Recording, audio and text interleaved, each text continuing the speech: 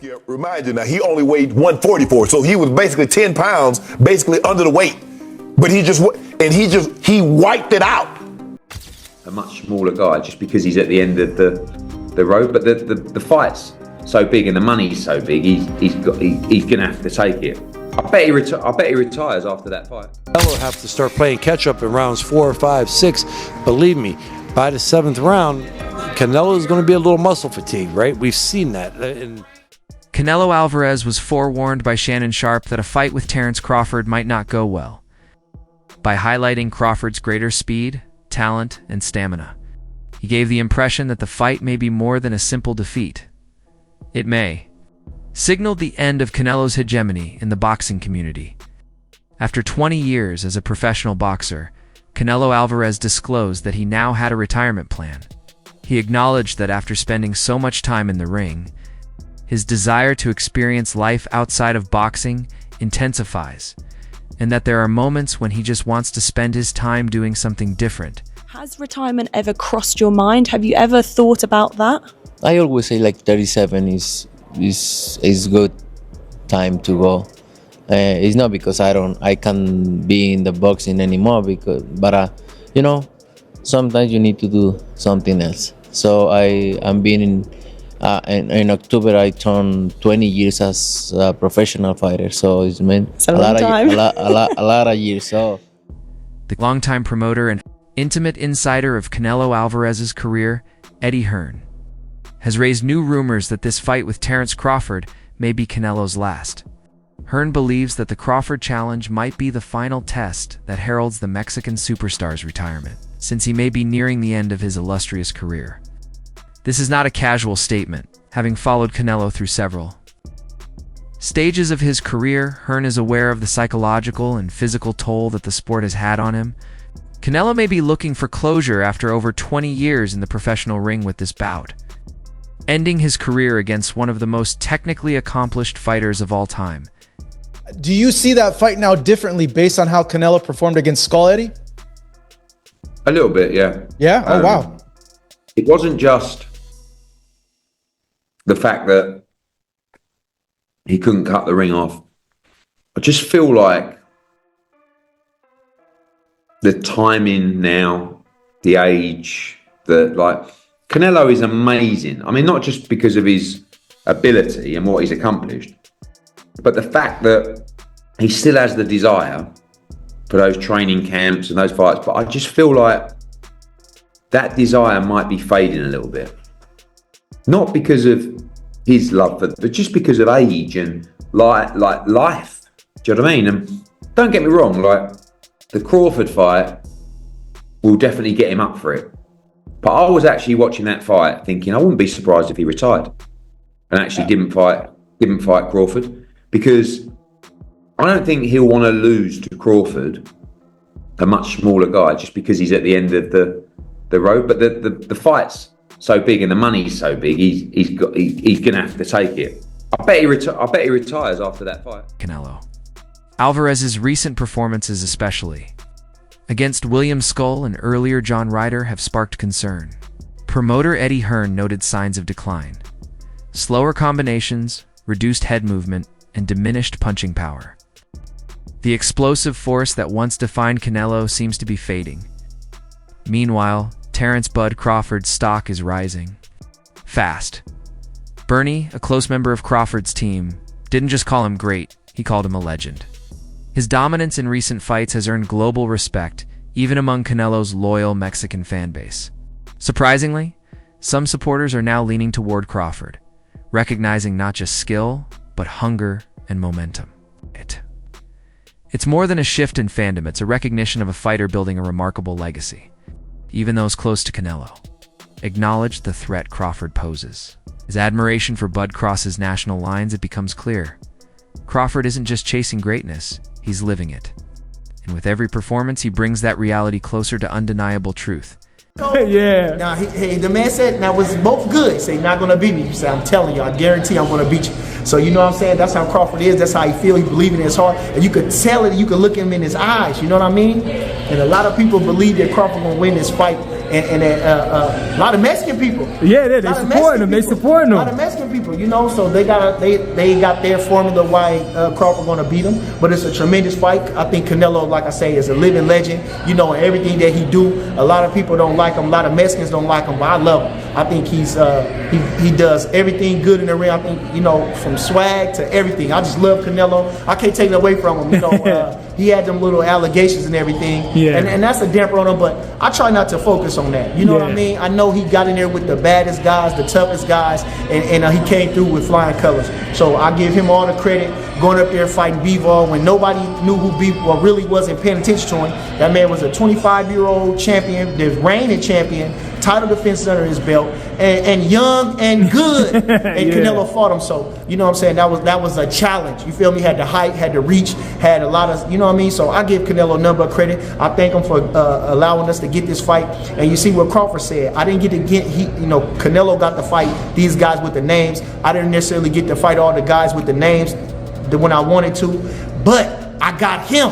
Yes. That's the how it coming around full circle. And when God got it for you, nobody can be against you. And so I think he's the most deserving fighter of that outside of Benavidez. You know what I mean? Yeah. Besides that, but Benavidez still doesn't bring the super fight dynamic to it. Yes. It's a really good fight with Benavidez, but this is a super fight. Exactly. We have legends fighting each other. David Benavidez has yet to become a legend. He's still growing in the sport. Absolutely. Crawford is a legend. 14 years in the sport, 10 years as champion, 11 years going on. You understand? Undisputed 2 different times, fighter of the year, all those different things. So, like I say, and the mystique of Crawford is legend in itself. The mystique of Crawford. So, I mean, you know, so it's a super fight. Again, I thank Canelo Alvarez for taking the fight. Pavlik, a former middleweight champion, offered a direct and honest assessment of the bout. He declared Crawford to be the stronger and more effective man in the ring, despite what many people think. Crawford's unadulterated skill, tactical mastery, incredible physicality were highlighted by Pavel. However, his criticism of Canelo was more telling. According to Pavel, Canelo has fought carefully in recent bouts, avoiding loss rather than trying to outfight or subdue opponents. Against someone as eager and active as Crawford, this technique might not be sufficient. Makes a striking contrast. One man is attempting to hang on while the other is striving for greatness. He's a great fighter. I mean, that's it. Crawford is so talented. He's got so much ability in boxing, his boxing ability. And he's a bigger guy, too. He's almost every bit as big as Canelo, right? So that's what makes it tough. Like, yeah, Canelo's used to fighting guys coming down from 200, probably, you know, at light heavyweight. And Crawford ain't. But it's just too hard to pick on that because of Crawford's ability and boxing skills. I'm not going off of Canelo's last fight. You know, the guy he was fighting was in survival mode, pretty much. He was just fighting not to get knocked out. When you fight a guy like that, you're not going to look good, right? I don't care what anybody says. When you fight a guy that's running around trying to survive, it makes it hard. So I don't go off of that, but this fight is going to be interesting. I mean, I would almost have to kind of lean with Canelo, but I'm not making that pick. Just saying, guys, so nobody come at me. I'm going to sit back and enjoy this one, not worrying about anybody, you know, saying, hi, you're wrong, or talking. But it'll be a good one. The discussion was fueled by renowned trainer Robert Garcia, who concurred that Canelo had clearly moved away from forceful knockouts. Simply put, Garcia stated, Canelo is exhausted. Having been a professional fighter from his teenage years, for over 2 decades, Canelo has carried the burden of boxing.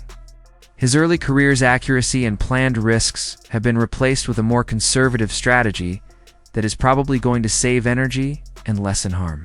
Garcia's remarks are not critical. It is a recognition of Canelo's deterioration. He has carried boxing on his back and endured conflicts. And the consequences are now showing inside the ring. Why is it that Shiraz was able to knock out Berlanga, but not Canelo? It's because Canelo doesn't go out for the knockout anymore. Canelo's just now, you know, we've seen in the last few fights, he just does enough to win. He did the same against Munguia. He dropped Munguia, but then they didn't want to finish him. Charlo, Berlanga. He wants to cruise through the fight. You know, he's up there, you know, and not in age because he's only like 33 or 34, but he's fighting since 15. He was 15.